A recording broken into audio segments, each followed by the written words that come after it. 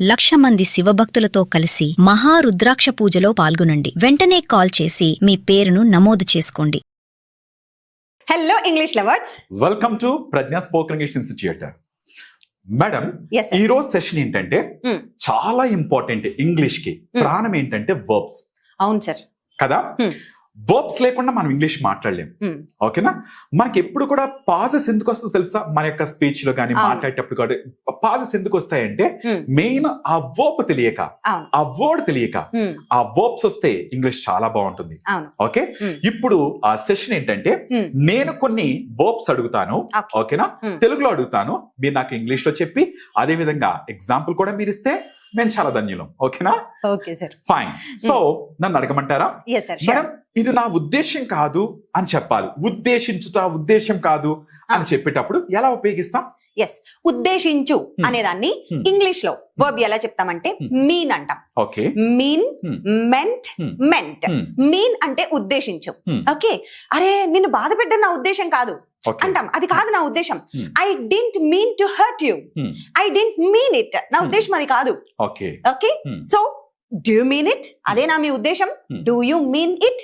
ఇలా యూజ్ చేస్తాం. మీన్ అంటే ఉద్దేశించు. Wow, excellent. So next one వచ్చిన తర్వాత పారిపోవడం. నేను ఈ ప్రాబ్లమ్స్ నుంచి పారిపోతున్నానండి, నేను పారిపోతున్నాను. పారిపోవడం. How can we say that? పారిపోవడాన్ని ఫ్లీ అంటాం. Okay, flee away. Flee. Okay, verb ఏంటి అని అంటే ఫ్లీ.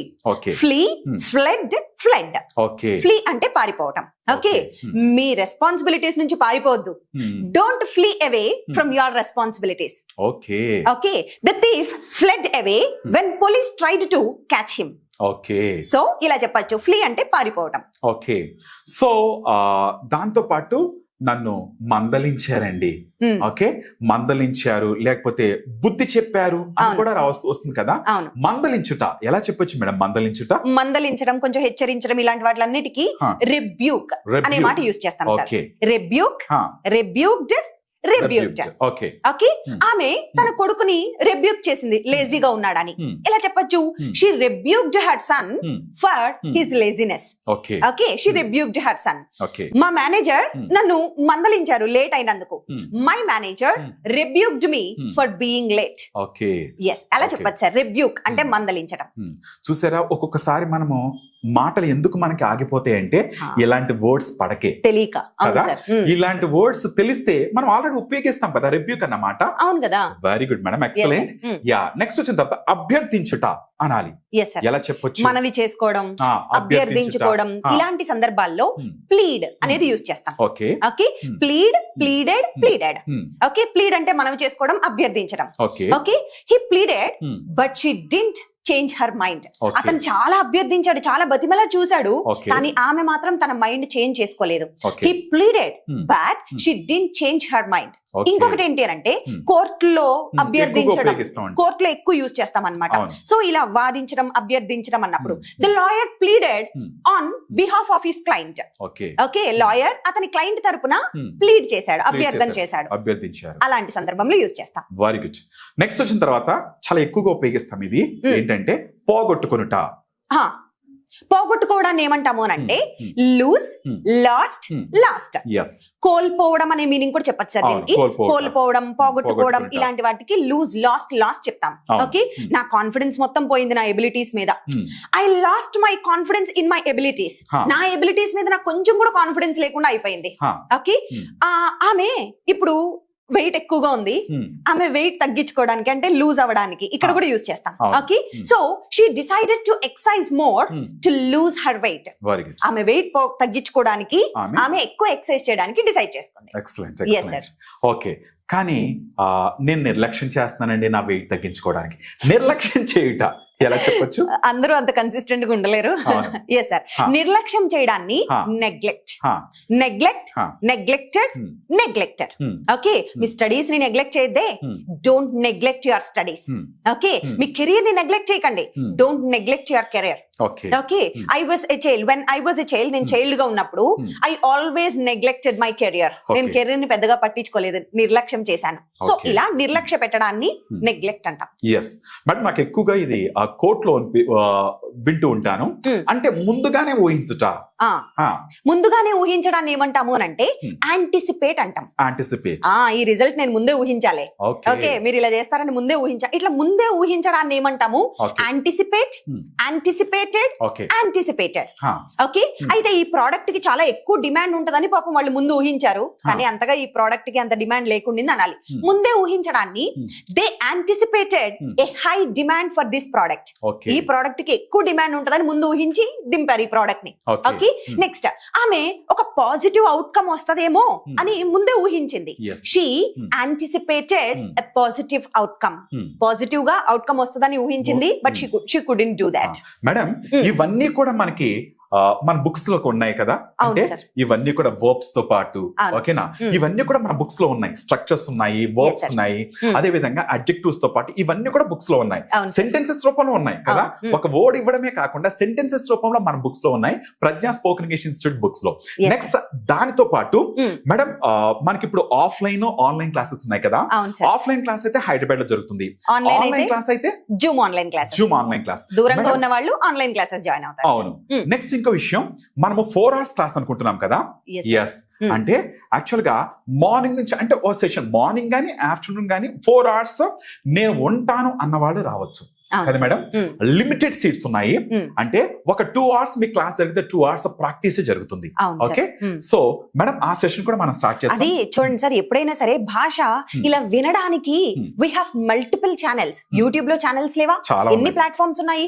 సో ఇంకా ఈవెన్ బుక్స్ లేవా, బుక్స్ ఉన్నాయి, వీడియోస్ ఉన్నాయి. We have number of opportunities sir. But the thing is just వాటి ద్వారా మనం ఏం చేస్తున్నామంటే వింటున్నాం అంతే. ఆ విన్నదాన్ని పోని నేర్చుకుంటున్నాం. ఆ విని నేర్చుకున్న దాన్ని అప్లై చేయడమే కదా కీ. అలా అప్లై చేస్తేనే కదా భాష వచ్చేది. మరి ఆ అప్లికేషనే ఇక్కడ జరుగుతుంది. ఇప్పుడు మన 4 hours క్లాస్ లో ఒక 1.5 hours మనం క్లాస్ చెప్పి ఒక కాంటెంట్ నేర్పించినా కూడా నెక్స్ట్ 2.5 hours ఎంతసేపటికి ఆ నేర్పించిన కాంటెంట్ మీద స్టేజ్ మీద పిలిచి కాన్వర్జేషన్స్ చేపించడం, ఓకే ఎగ్జాంపుల్స్ చెప్పించడం, స్టోరీ టెల్లింగ్. ఓకే, సో ఈ విధంగా డిఫరెంట్ యాక్టివిటీస్ ద్వారా బాడీ లాంగ్వేజ్ అని, ఇంటర్వ్యూ టెక్నిక్స్ అని, all these things are provided sir. So వీటన్నిటి ద్వారా వాళ్ళల్లో కాన్ఫిడెన్స్ డెవలప్ అవుతుంది. 100% ఖచ్చితంగా ఈ పాజెస్ అనేవి తగ్గుతాయి. At the same time sir ఒక మాట చెప్పాలి, ఇంట్రెస్ట్ ఉండి 4 గంటలు కూర్చోవడం అనేది మామూలు విషయం కాదు సార్.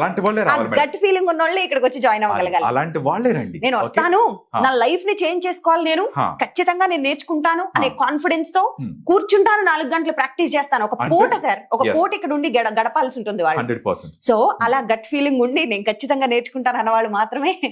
మేడం ఒక విషయం, నేను ఒక చార్ట్ చదివాను. ఒక మనిషి అంట 6 months తన బాడీ మీద కాన్సన్ట్రేట్ చేస్తే తను ఏ షేప్ రావాలంటే ఆ షేప్ రప్పించుకోవచ్చు. అంటే జిమ్ కి వెళ్ళి అతను ఎక్సర్సైజ్ చేయడం ద్వారా ఒక మనిషి 6 నెలలు తన యొక్క బాడీ మీద కాన్సన్ట్రేట్ చేస్తే తను మార్చుకోవచ్చు. అదే విధంగా ఒక మనిషి 6 months తన కెరియర్ మీద ఫోకస్ చేస్తే తన లైఫ్ మార్చుకోవచ్చు. తన కెరీర్ మీద 6 months ఫోకస్ చేయాలి. కానీ ఆ డిసిప్లిన్ ఉంది చూసారా సార్, అన్నిటికంటే ముఖ్యమైన కీ పాయింట్ ఏంటి అని అంటే డిసిప్లిన్. ఆ కన్సిస్టెన్సీ ఉంది. రోజు ప్రాక్టీస్ చేయడం, 9 కంటే 9 కల్లా క్లాస్ కి వెళ్ళి కూర్చొని ప్రాక్టీస్ చేయడం. ఓకే, ఒక కాన్వర్సేషన్ ఇచ్చారంటే నేను దాన్ని ప్రాక్టీస్ చేసి చెయ్యాలి అనేది ఈ డిసిప్లిన్, ఈ కన్సిస్టెన్సీ మ్యాటర్ అలాట్. చాలా important sir, these things matter. So అది కాకుండా మన స్టూడెంట్స్ అందరికి కూడా ఆన్లైన్ క్లాసెస్ సంబంధించి వాళ్ళకి తెలియాలి. ఎందుకంటే ఫస్ట్ మేము ఆన్లైన్ క్లాస్ జూమ్ ద్వారా మీకు లైవ్ ద్వారా క్లాస్ జరుగుతుంది. ఒకవేళ లైవ్ ద్వారా మిస్ అయితే మీకు రికార్డెడ్ వీడియోస్ కూడా పంపించబడతాయి. ఒకవేళ రికార్డెడ్ వీడియోస్ కూడా కాదు అనుకుంటే మాత్రం PDF పంపిస్తాము వాట్సాప్ ద్వారా. And one more thing madam, వాళ్ళు ఖాళీగా ఉన్నప్పుడు వాళ్ళు వినడానికి we have audio codes. Audio course కూడా ఉంది మన ప్రజ్ఞా స్పోకెన్ ఇంగ్లీష్ యాప్ లో we have audio codes.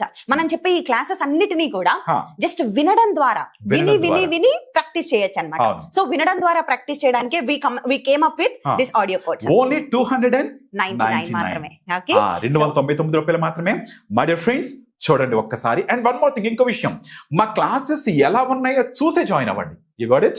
So మీరు జాయిన్ అవ్వాలనుకుంటే మాత్రం ఇక్కడికి ఆఫ్లైన్ కి రండి. ఒక 2 days 3 days క్లాస్ వినండి, మీకు నచ్చితేనే జాయిన్ అవ్వండి. ఓకే, అదైనా ఆన్లైన్ క్లాస్ అయినా సరే మీకు అదే అవకాశం madam. Okay, yes madam, keep it aside, ఇదంతా పక్కన పెట్టేద్దాము. ఓకే, సో మీరు మాకు ఎలా సహకరిస్తారు? సహకరించడాన్ని కాంట్రిబ్యూట్ అంటాం. Okay, contribute, contributed, contributed. Okay okay, మీరు ఎలా కాంట్రిబ్యూట్ చేస్తారు మా సక్సెస్ లో? ఆ, మా ఇంగ్లీష్ లో మీ కాంట్రిబ్యూషన్ ఏంటి అంటాం. అవును. కాంట్రిబ్యూషన్ అంటే మీ సహకారం ఎలా ఉండబోతోంది అని. అవును. How would you contribute? Contribute. Okay, how would you contribute, ఎలా కాంట్రిబ్యూట్ చేస్తారు? Okay. ఓకే, సో మీరు ఈ చారిటీ కోసం ఏమన్నా కొంత డబ్బు సహకరించాలనుకుంటున్నారా? Would you like to contribute some money for the charity? Okay. Charity కోసం కొంచెం కాంట్రిబ్యూట్ చేయాలనుకుంటున్నారా? Okay. నేను నా టీం కోసం, నా టీం ఎఫర్ట్స్ కి నా ఎఫర్ట్స్ ని కాంట్రిబ్యూట్ చేశాను.